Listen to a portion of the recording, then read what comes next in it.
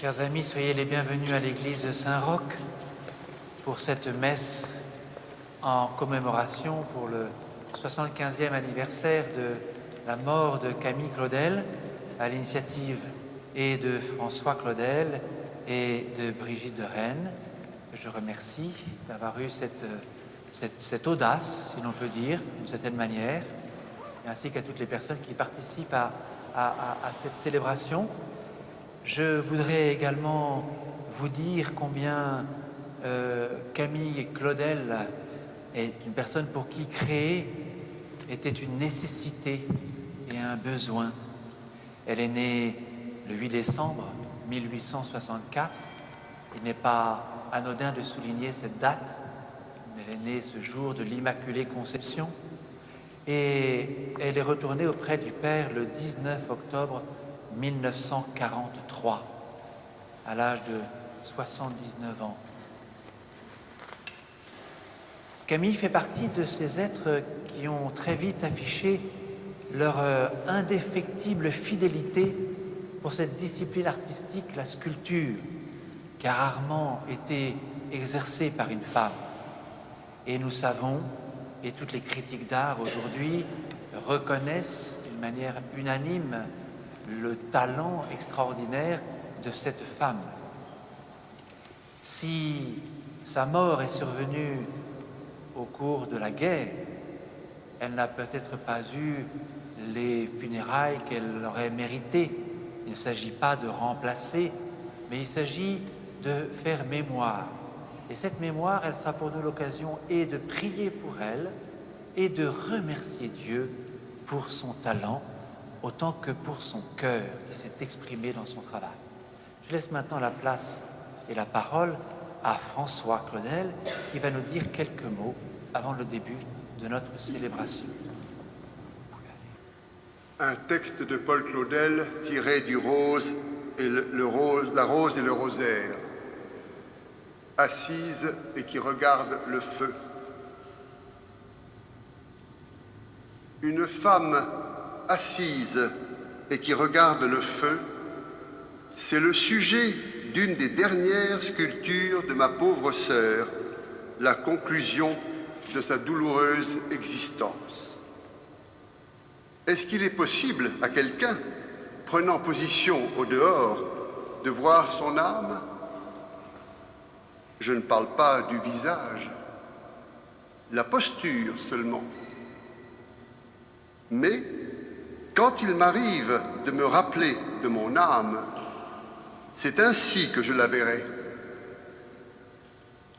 Une femme assise et étroitement enveloppée dans son châle, assise et qui regarde le feu.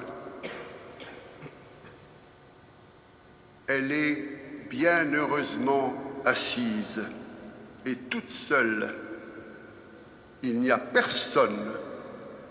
Tout le monde est mort ou c'est la même chose. Il pleut violemment au dehors, une lamentation intarissable de toute la terre. C'est une raison de plus de se serrer étroitement dans son châle. Assise et qui regarde le feu. Le châle, c'est quoi? La foi?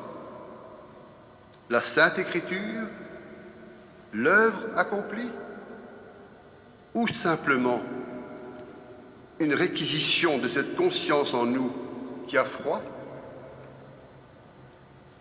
Il y a en moi une certaine volonté de me rétrécir, d'échapper à la divagation, de serrer sur moi mon identité. Bien sûr que ce n'est pas le désespoir, mais il est doux d'être débarrassé de l'espérance, de s'être retiré au-dedans, de coïncider par toute la surface de son être avec le présent. et si j'ai fait le mal, du moins, je ne tiens plus à aucune opinion sur moi-même. Et pour le tort fait à Dieu, en même temps qu'au prochain, c'est l'affaire au dehors de ce déluge inconsolable. Je suis atterri dans le néant, dans une espèce de considération amère et tranquille. Et ce qu'elle tient entre le pouce et l'index, c'est un grain de chapelet. Assise et qui regarde le feu, un texte de octobre 1943, 3 ans avant le décès de Camille.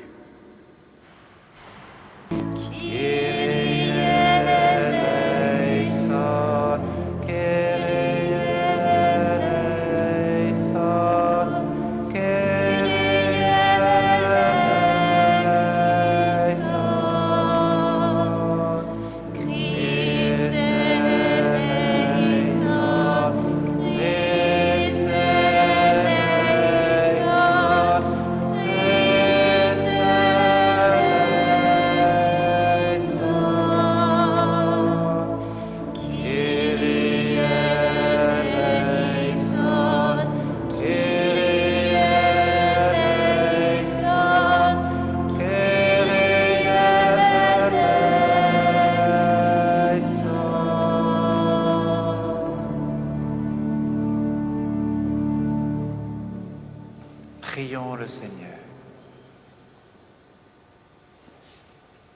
Seigneur, tu nous as créés pour la vie et la mort ne peut pas te résister.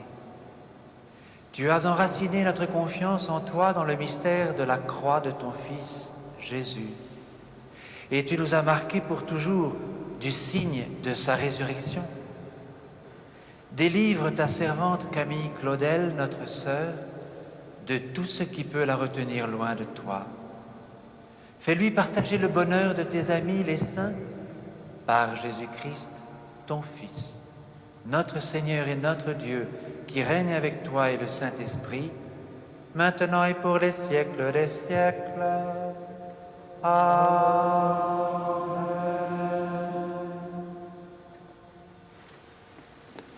J'appelle Brigitte pour la première.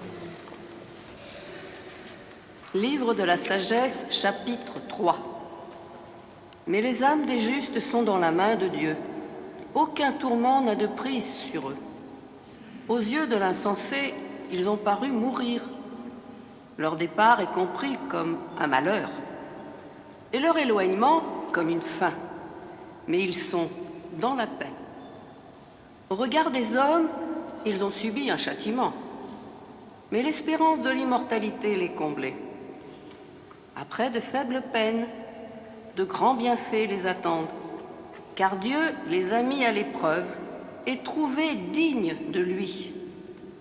Comme l'or au creuset, il les a éprouvés. Comme une offrande parfaite, il les accueille. Au temps de sa visite, ils resplendiront comme l'étincelle qui court sur la paille. Ils avancent, ils jugeront les nations. Ils auront pouvoir sur les peuples et le Seigneur régnera pour les siècles. Qui met en lui sa foi comprendra la vérité. Ceux qui sont fidèles dans l'amour près de lui, pour ses amis, grâce et miséricorde, il visitera ses élus. L'amour est fort comme la mort. Je vous en conjure, filles de Jérusalem, n'éveillez pas, ne réveillez pas l'amour avant qu'il le veuille. Qui donc est celle-ci qui monte du désert appuyée sur son bien-aimé? Sous le pommier, je t'éveille, là où ta mère t'a enfanté. Là elle t'a enfanté et mise au monde. Pose-moi comme un sceau sur ton cœur, comme un sceau sur ton bras, car l'amour est fort comme la mort, la passion implacable comme l'abîme. Ces flammes sont des flammes de feu, fournaises divines. Les grandes eaux ne pourront éteindre l'amour, ni les fleuves l'emporter.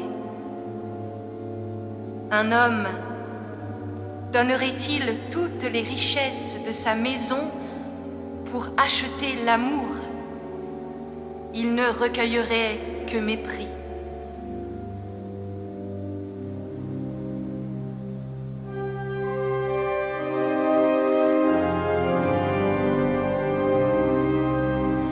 L'amour est fort comme la mort.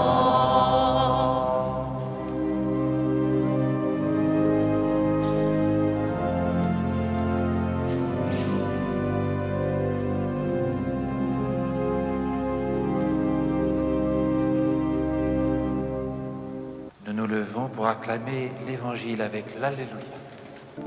Alléluia, Alléluia, Alléluia, Alléluia, Alléluia, Alléluia.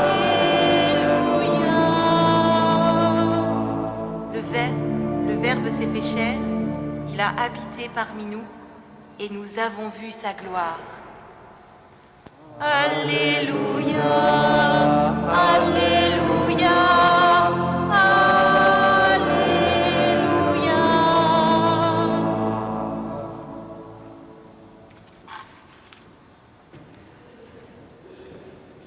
Le Seigneur soit avec vous. Et avec votre esprit. Évangile de Jésus-Christ selon saint Jean. Gloire à toi, Seigneur. Au commencement était le Verbe, et le Verbe était auprès de Dieu, et le Verbe était Dieu. Il était au commencement auprès de Dieu. C'est par lui que tout est venu à l'existence, et rien de ce qui s'est fait ne s'est fait sans lui. En lui était la vie, et la vie était la lumière des hommes. La lumière brille dans les ténèbres et les ténèbres ne l'ont pas arrêtée. Il y eut un homme envoyé par Dieu. Son nom était Jean. Il est venu comme témoin pour rendre témoignage à la lumière afin que tous croient par lui. Cet homme n'était pas la lumière, mais il était là pour rendre témoignage à la lumière. Le Verbe était la vraie lumière qui éclaire tout homme en venant dans le monde. Il était dans le monde et le monde était venu par lui à l'existence, mais le monde ne l'a pas reconnu. Il est venu chez lui et les siens ne l'ont pas reçu. Mais à tous ceux qui l'ont reçu, il a donné le pouvoir de devenir enfants de Dieu, eux qui croient en son nom. Ils ne sont pas nés du sang, ni d'une volonté charnelle, ni d'une volonté d'homme. Ils sont nés de Dieu. Et le Verbe s'est fait chair. Il a habité parmi nous et nous avons vu sa gloire, la gloire qu'il tient de son Père comme Fils unique, plein de grâce et de vérité. Jean le Baptiste lui rend témoignage en proclamant « C'est de lui que j'ai dit, celui qui vient derrière moi est passé devant moi, car avant moi, il était. » Tous, nous avons eu part à sa plénitude. Nous avons reçu grâce après grâce. Car la loi fut donnée par Moïse, la grâce et la vérité sont venues par Jésus-Christ. Dieu, personne ne l'a jamais vu. Le Fils unique, lui qui est Dieu, lui qui est dans le sein du Père, c'est lui qui l'a fait connaître. Acclamons la parole de Dieu. Louange à toi, Seigneur Jésus.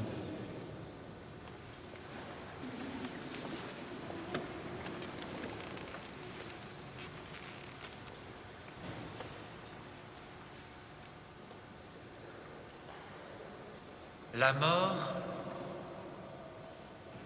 cet intrus dans la vie de l'homme,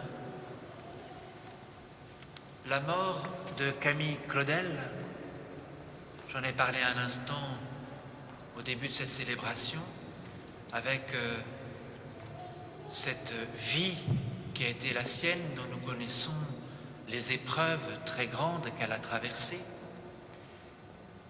La mort est toujours comme une question qui rôde au fond de nos cœurs. Une question qui est comme aussi un coup de marteau ou comme un coup de poignard, plus encore, dans nos cœurs, dans nos vies. Parce que la mort est cette irruption du néant que seul Dieu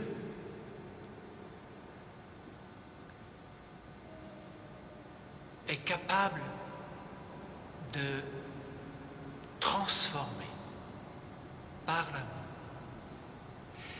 Et nous avons entendu dans le récit du Cantique des Cantiques cette affirmation si forte que l'amour est fort comme la mort. La vie de Camille Claudel, avec ses épreuves, avec cette maladie, avec cet enfermement, un enfermement si long, un enfermement qui l'a empêché de créer, mais cet enfermement a été aussi la conséquence d'actions qu'elle a subies tout au long de sa vie. Les sciences modernes humaines donnent des clés de lecture à ces maladies. Les blessures infligées aux hommes dès leur enfance, dès leur naissance, autant que celles qu'ils peuvent connaître tout au long de leur vie, d'enfance, d'adolescence ou d'adulte, sont des clés de lecture, des clés de compréhension de ces maladies si difficiles à comprendre, si difficiles à accueillir. Combien de personnes qui sombrent dans la folie sont abandonnées par les leurs. Il ne s'agit pas ici de faire le procès de qui que ce soit dans la famille de Camille en raison de l'isolement qu'a pu créer cette maladie. Mais je voudrais en parler pour comprendre le génie ou la sainteté de Camille Claudel. Si, j'en parlais tout à l'heure, les critiques unanimes soulignent le talent extraordinaire de Camille, un talent dont on n'a pas de peine à affirmer qu'il a dépassé de loin celui de son maître. Un talent dont je veux voir dans le cri, dans la force ou la violence de son œuvre, la violence d'expression des personnages qu'elle a taillés dans la pierre. Je veux y voir ici l'expression de la violence qu'elle a subie et qu'elle a su comme transformer par l'accueil de la grâce. Et dans le talent de Camille Claudel, il y a à la fois un travail, il y a une ascèse, il y a une discipline grande, exigeante.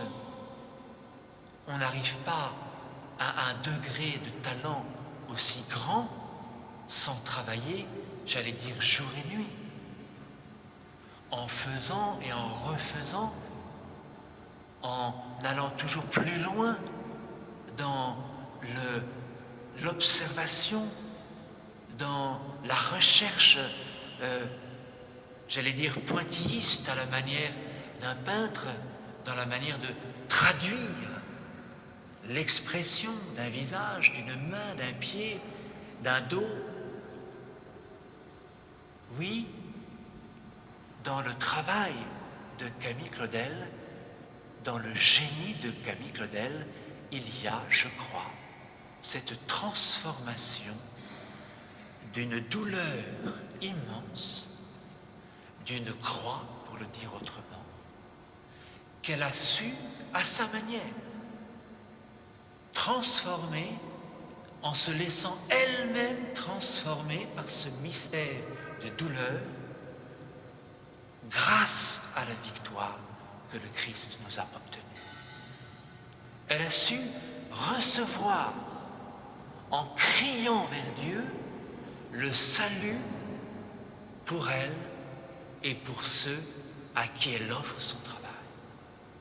Il y a comme un mystère de vie, un élan de vie, un élan d'amour dans le travail de Camille Claudel qui transparaît et qui est ce cri d'amour de son cœur qu'elle lance au monde, qu'elle lance aux personnes qui voient son œuvre et par lequel elle exprime cette victoire de la vie sur toute mort, sur tout échec de l'amour, sur tout rejet qu'elle a pu vivre d'une manière ou d'une autre. Et avec vous, je voudrais remercier Dieu pour la capacité qui a été la sienne durant sa vie d'accueillir cette grâce, d'accueillir cette présence de Dieu et sa capacité à crier vers lui par son travail.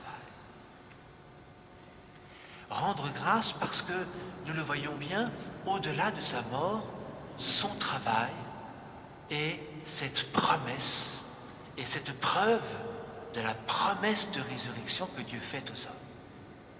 Cette vie éternelle. Le travail de Camille Claudel est comme un témoignage de cette victoire de l'amour sur la mort, cette victoire de la vie sur l'échec qu'est la mort et la haine qui conduit à la mort. Alors oui, aujourd'hui, chers amis, réjouissons-nous pour la vie de Camille Claudel. Remercions Dieu pour ce qu'elle a pu vivre et témoigner de cette vie de Dieu à travers son travail. Demandons à Dieu de l'accueillir. C'est l'occasion de prier encore pour elle. Nous ne savons jamais avec certitude si nos morts sont déjà en plénitude auprès de Dieu. Nous l'espérons. La foi chrétienne conduit les hommes à vivre dans l'espérance. Nous espérons que Camille est auprès de Dieu. Mais l'espérance, elle est aussi l'occasion de cette prière pour elle, car nous ne savons pas encore si totalement, définitivement, elle est dans cette lumière. Et donc notre prière pour Camille au cours de cette messe est pour qu'elle puisse entrer, si c'était nécessaire, davantage encore dans la plénitude de l'amour dont elle a été un témoin dans sa vie, par son travail. Nous prierons aussi, je vous y invite, pour nous-mêmes, chacune d'entre nous. Qui que vous soyez ici, certains d'entre nous peut-être ont un chemin de foi qu'un quart.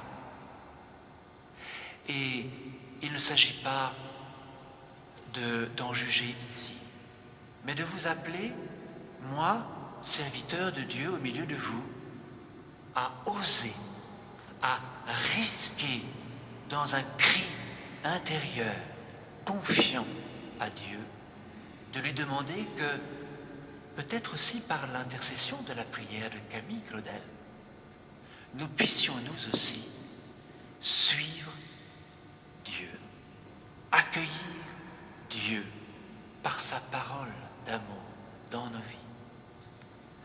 Que, à la lumière de l'évangile que nous avons entendu, où nous entendons ce récit de l'incarnation, le Verbe qui s'incarne, la parole d'amour par laquelle Dieu crée. Et si nous avons fait ce choix de cet évangile, c'est bien sûr aussi pour souligner combien Camille a été aussi un témoin de cette incarnation. Ces sculptures sont une parole vivante dans la pierre taillée. Et bien que nous puissions laisser le Seigneur, maître d'œuvre, tailler dans nos vies le mystère d'amour qu'il veut pour chacun et chacune d'entre nous. Que nous puissions déposer dans son cœur, alors que nous allons célébrer cette Eucharistie et peut-être recevoir son corps tout à l'heure, lui demander de nous sauver. C'est-à-dire de lui demander de nous aider à transformer ce qui en nos vies est ténèbres en lumière, en amour. Que peut-être les refus d'aimer dans lesquels nous nous sommes enfermés à cause des preuves que nous avons pu subir puissent devenir des chemins de vie et de lumière pour nous, comme ça a été le cas pour Camille. Amen. Nous nous levons pour entrer dans la prière universelle, un élargissement de notre cœur, confier encore et toujours Camille à la miséricorde de Dieu, en même temps que de rendre grâce.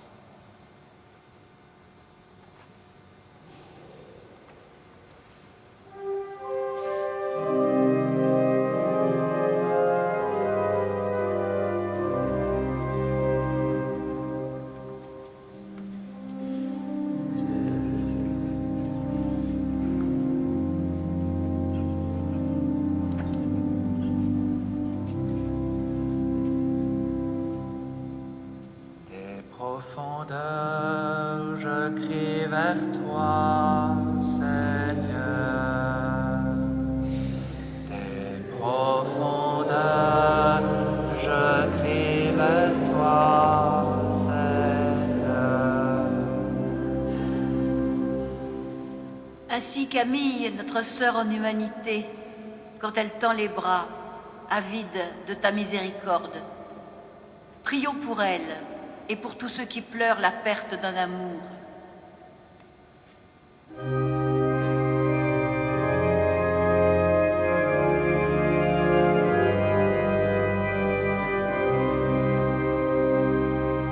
Des profondeurs, je crie vers toi, Seigneur. Écoute mon appel, ne reste pas sourd à mes pleurs. Ainsi Camille, notre sœur en fragilité, prions pour elle et pour tous ceux dont l'esprit vacille sous le poids du fardeau, de la trop lourde peine. Des profondeurs, je crie vers toi, Seigneur. Mon âme attend le Seigneur plus qu'un veilleur ne guette l'aurore. Ainsi Camille, notre sœur artiste, sculptant la glaise, ainsi qu'au premier jour où Dieu fit l'homme à son image. Prions pour elle et pour tous ceux qui trouvent leur inspiration aux sources de la beauté.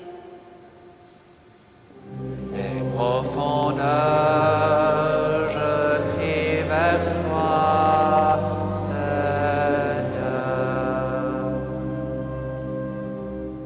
Près du Seigneur est l'amour, près de lui abonde le rachat. Ainsi Camille, notre sœur par le baptême.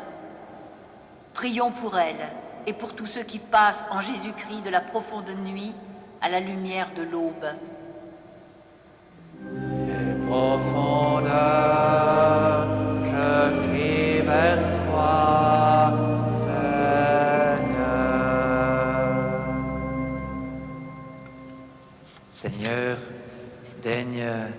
exaucer chacune de nos prières et toutes celles qui habitent le secret de nos cœurs, autant que tu le peux, pour ta gloire, pour le salut du monde, de chacun et de chacune d'entre nous, pour les siècles des siècles. Amen. Amen. Le Seigneur soit avec vous. Élevons notre cœur. Nous le tournons vers le Seigneur. Rendons grâce au Seigneur notre Dieu. Cela est juste et bon. Vraiment, il est juste et bon de te rendre gloire, de t'offrir notre action de grâce toujours et en tout lieu. À toi, Père très saint, Dieu éternel et tout-puissant, par le Christ notre Seigneur. C'est en lui qu'a resplendi pour nous l'espérance de la résurrection bienheureuse. Et si la loi de la mort nous afflige, la promesse de l'immortalité nous apporte la consolation. Car pour tous ceux qui croient en toi, Seigneur, la vie n'est pas détruite, elle est transformée. Et lorsque prend fin leur séjour sur la terre, ils ont déjà une demeure éternelle dans les cieux. C'est pourquoi avec les anges et les archanges, les puissances d'en haut et tous les esprits bienheureux, nous chantons l'hymne de ta gloire et sans fin nous proclamons.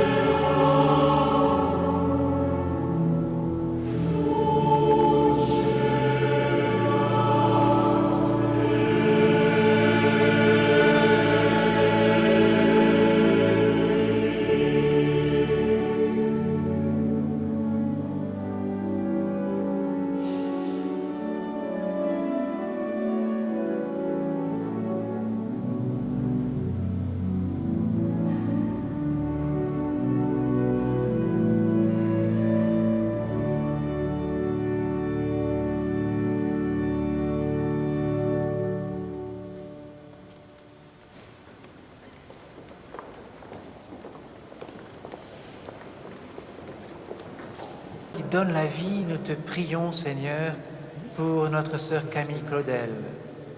Puisque tu l'as admise dans le peuple de l'Alliance Nouvelle, qu'elle soit purifiée par cette Eucharistie et connaisse un bonheur sans fin dans la paix du Christ, lui qui règne pour les siècles des siècles. Avant de nous offrir la bénédiction, je voudrais vous dire que vous êtes conviés par François et Brigitte à partager un verre d'amitié dans la chapelle du Calvaire. Vous y accéderez en partant sur le bas-côté gauche et une porte qui sera ouverte vous donnera le sens pour entrer dans cette belle chapelle. Merci encore à tous ceux qui ont participé à la beauté de cette célébration. Je vais nommer bien sûr le chœur avec à sa tête Mathieu Stefanelli, mais aussi l'organiste qui nous a réjouis. Et puis, merci à chacun et chacune d'entre vous d'être venus participer à cette Eucharistie. Le Seigneur soit avec vous. Que Dieu Tout-Puissant vous bénisse, le Père, le Fils et le Saint-Esprit.